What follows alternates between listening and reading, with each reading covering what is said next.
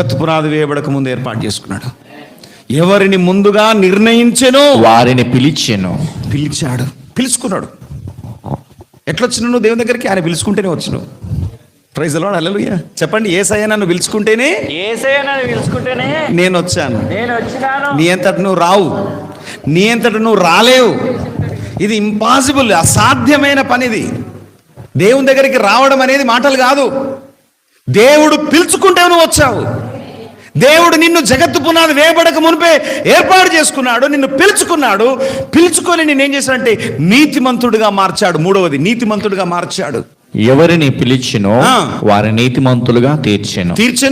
ఎవరిని నీతిమంతులుగా తీర్చెనో వారిని మహిమపరచెను. గట్టిగా చెప్పలు విడుదల మాయపరు సమలలు. వారిని మహిమ చేత అలంకరించాడు.